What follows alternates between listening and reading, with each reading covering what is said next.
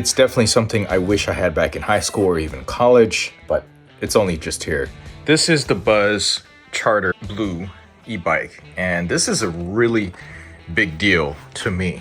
And the reason why it was such a big deal is because it retailed for $950, but then they had a sale on it that brought it down to $350. Now, there aren't any videos online that I could find about this particular model, so I thought I'd share some thoughts about it, assembling it and putting it together and doing a first test. Now, this is full electric assist, pedal assistance only. There are no torque sensors. This is definitely cadence censored, which is integrated down below. We got the motor controller in here. And as I found out as I'm riding, there's something loose in here.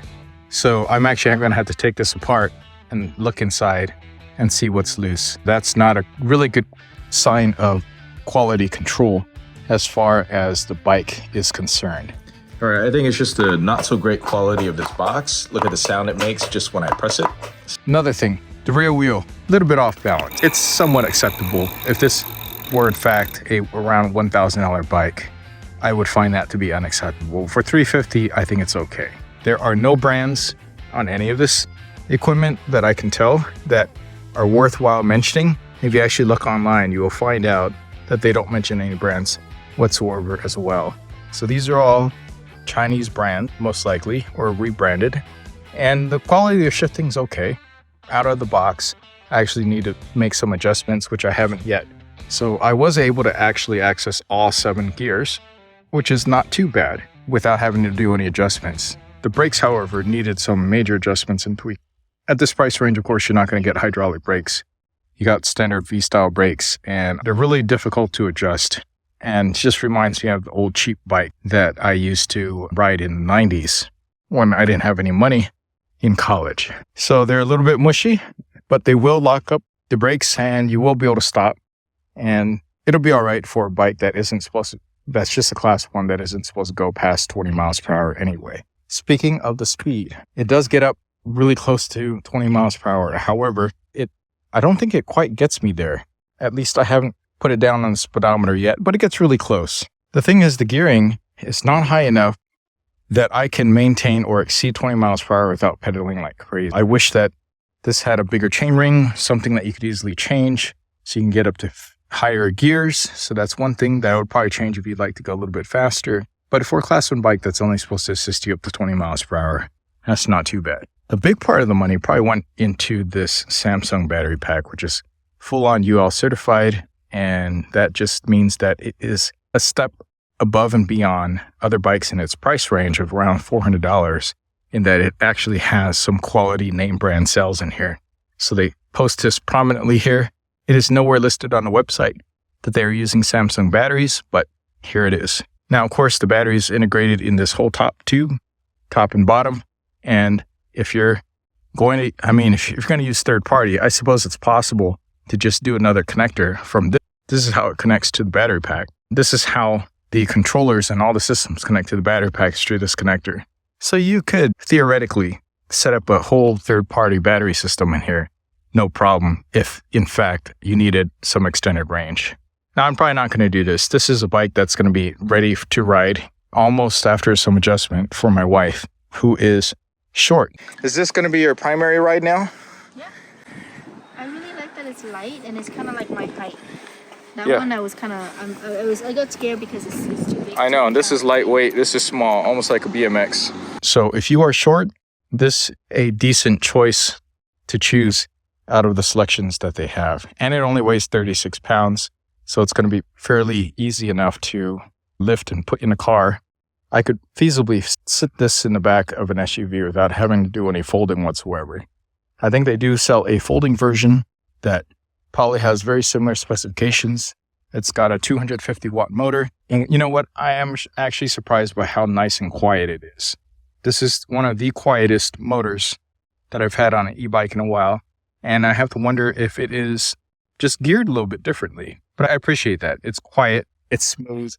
It does its job. I actually have no complaints about the motor. It's actually a very nice, smooth ride and acceleration as far as it goes. Unfortunately, I can't say too much about the tires. I think they're okay. They came with a bike, but if you're going to ride in different terrains, I suppose I suggest changing them to some good Schwabes or anything, but anytime you do some upgrades, you increase the cost of the bike fairly tremendously. Now, there's some people saying that riding this feels a little bit weird, and I will have to agree, it felt a little bit strange at the very beginning because I'm not used to a setup of this type of a bike where this is actually relatively low. See, it has all these spacers here. It just seems like the geometry was made for just really a smaller person. And then they added these spacers on there, extended this a bit. So riding it feels a little bit different. It definitely feels more aggressive. It's not as relaxed. So if you're looking for a relaxed riding position, this one out of the box is not going to do it for you. Yeah, you could potentially modify it a little bit, but then you got to ask yourself at some point, why don't you just get a little bit more, a more expensive or more different model that was designed to be a little bit more relaxed to begin with. Unlike other bikes in the roughly $1,000 price range, it actually doesn't include any lights. At first, I thought these rear reflectors were lights, but they're actually just nice rear reflectors and mounts for the back, which is nice. A lot of times they skimp on this and they only give you like one of them. The kickstand's okay. I didn't actually have to do any adjustments in the back here yet riding out. So generally, if I take it over to a bike shop, have them true the wheels, maybe adjust the brake, I think I should be good to go for a little while. But honestly, at the $350 price range, there's really very little to complain about. My one major complaint is that this controller is actually rattling. Something's loose inside.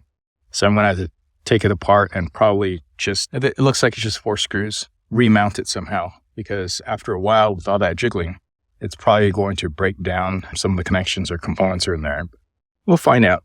We'll see what's going on. Aluminum frame, lightweight, 36 pounds, cheap as hell. Very smooth ride.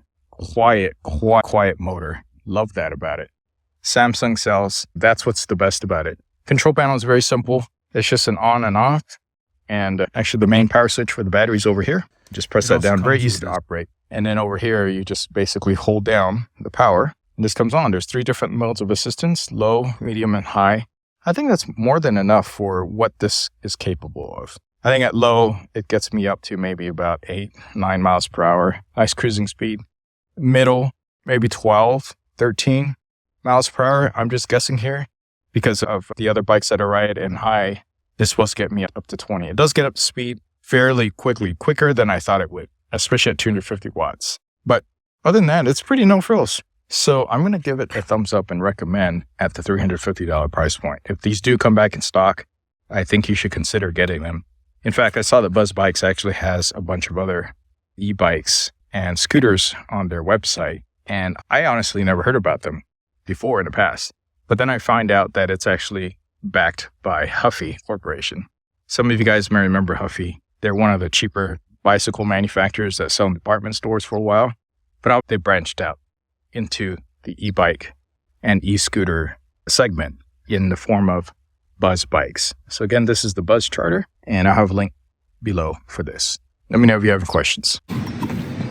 Yeah, it feels a lot speedier because it's so lightweight and you got skinny tires. So this is really great for the city riding. All right, that's it.